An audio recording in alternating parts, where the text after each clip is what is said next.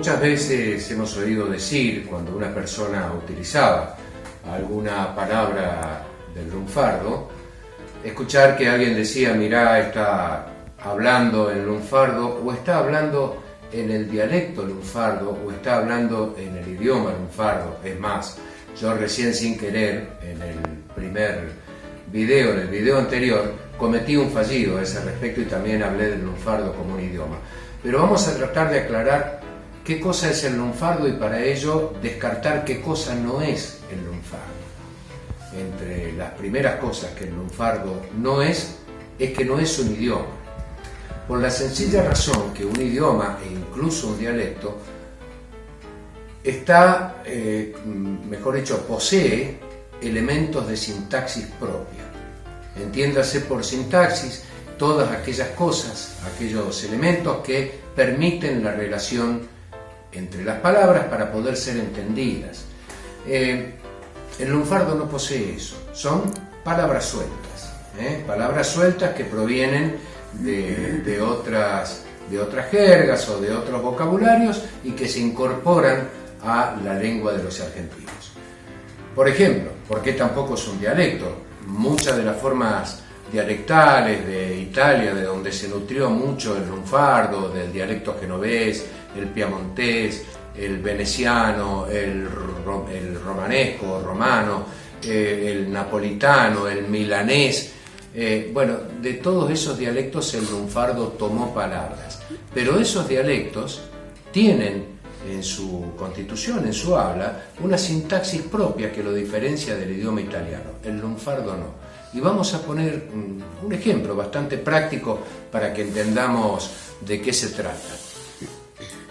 Tomemos, por ejemplo, el considerado tango fundacional de este género, como es Mi Noche Triste, el tango poéticamente fundacional, el tango de Pascual Contursi, con música del pianista Samuel Castriota. ¿Qué dice ese tango en el primer verso? Una de las características que tuvo Pascual Contursi como poeta fue que no solo incorporó algunas de las formas de la poesía que no existían en las letrillas satíricas e incluso con lenguaje prostibulario que preexistían a esta primera letra que estrena don Carlos Gardel en 1917.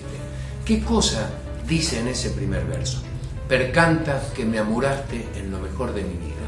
No solamente incorpora la melancolía, incorpora la pérdida, el abandono, incorpora una gran cantidad de metáforas en el transcurso de la letra, sino que además en el primer verso ya incluye palabras lunfardas.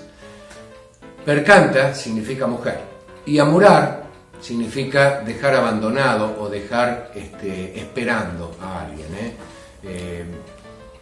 Percanta que me amuraste, es decir, mujer que me abandonaste. Y yo puedo cambiar percanta que me amuraste por otras palabras lunfardas, porque el lunfardo tiene una característica muy interesante, que es que está lleno de sinónimos que quieren decir la misma cosa. Y puedo decir paica, que te olivaste, garaba, que te piraste, grela, es decir, puedo nombrar de un montón de formas a mujer que me abandonaste. Lo que no puede hacer el lunfardo es prescindir, en este caso en la oración, del que me, es decir, necesita las relaciones sintácticas para que sus palabras adquieran sentido. Es decir, este repertorio de palabras, de voces, necesita estar alojado en una lengua, en este caso en el habla común, en la lengua común de los argentinos, que es el castellano.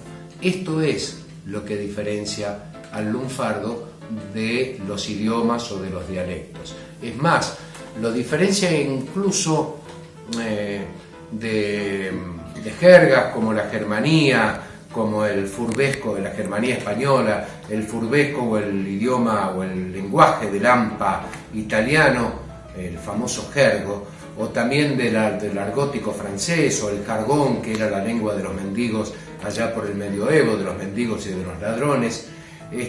Lo diferencia también porque el lunfardo tampoco es una lengua o un repertorio de palabras específico del AMPA. No pertenece solamente al mundo del delito como estas otras que acabo de nombrar. Ni tampoco, por definición de jerga, es un lenguaje específico no solo de un oficio, sino un lenguaje de una especialidad que puede llegar a ser científica. Alguna vez hemos oído hablar de la jerga de los médicos, de la jerga de los abogados, qué sé yo, de la jerga de los plomeros, es decir, de un repertorio de palabras, casi un sociolecto que se habla específicamente dentro de una especialidad. El lunfardo es mucho más que eso. El lunfardo excede el lenguaje del delito, excede el lenguaje del turf o de la timba o del juego en general, es mucho más que eso.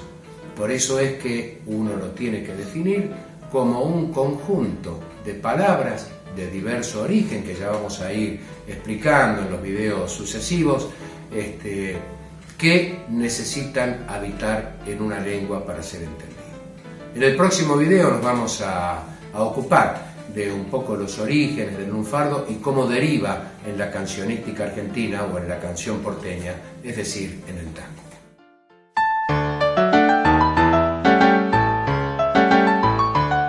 Hoy vamos a hablar de un término que perdura hasta el día de hoy en nuestra comunicación diaria, que es una palabra que viene del lunfardo, que es la palabra mina. Vamos a tomar como ejemplo los primeros versos de un tango muy conocido, que es El Motivo, del año 1920. Mina, que fue en otros tiempos la más papa milonguera, y en esas noches tangueras fue la reina del festín. Mina es una palabra utilizada en infinidad de letras del tango. Viene de Italia, es una palabra italiana que puede haber estado inspirada en las últimas sílabas de la palabra fémina, mina, y significaba la mujer amada, la mujer querida, la mujer añorada, quizás el símbolo del amor romántico en la juventud o en la adolescencia para quienes escribían el tango. Luego fue tomando otro carácter, pero en general tenía esa connotación de ser la referencia a la mujer querida, a la mujer que ocupaba un lugar en el corazón. Hasta el día de hoy se utiliza cuando nos referimos a una mujer entrada en años quizás, y se diferencia por supuesto del término pebeta, percanta y más de grela, por ejemplo. Entonces, bueno, es una palabra que perdura hasta el día de hoy, como muchas otras palabras que vienen del lunfardo y que fueron utilizadas por diferentes letristas o por diferentes poetas para determinar a la mujer.